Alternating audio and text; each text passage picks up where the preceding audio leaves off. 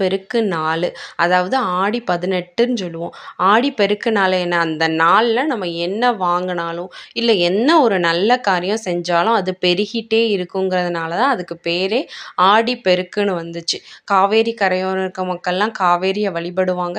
அது அங்கே ரொம்ப சிறப்பாக இருக்கும். இந்த நாளில் நம்ம தாலியை பெருக்கி போடலாம். திருமணம் ஆன பெண்கள் தாலியில் உருக்கள் எதாவது சேர்க்கணுன்னா இந்த நாளையில் உருக்கள் எல்லாம் சேர்த்து தாலியை சரடு மாற்றி போடுறது இதெல்லாம் ரொம்பவே சிறப்பு. இந்த ஆடிப்பெருக்கு நாளில் புதுசாக கல்யாணம் ஆனவங்க தாலி சரடு மாற்றுறது, கயிறுலேருந்து தங்கத்துக்கு மாற்றுறதும் இந்த நாளில் மாற்றிக்கலாம். ரொம்ப ரொம்ப சிறப்பு. சுமங்கலி பெண்கள் குறிப்பாக இந்த நாளில் தாலி கயிறை மாற்றும் போது தீர்க்க சுமங்கலி பாக்கியம் கிடைக்கும். அதுக்கப்புறம் என்னென்னா, ஏதாவது நான் ஒரு தொழில் ஆரம்பிக்க போகிறேன், இல்லை ஒரு கடை ஓப்பன் பண்ண போகிறேன்னா இந்த நாளில் பண்ணுறது ரொம்ப சிறப்பு. ஏன்னா அது பெருகிட்டே இருக்கும். ஆடிப்பெருக்கு நாளில் எந்த ஒரு நல்ல காரியம் பண்ணாலும் பெருகும். பைக் வாங்க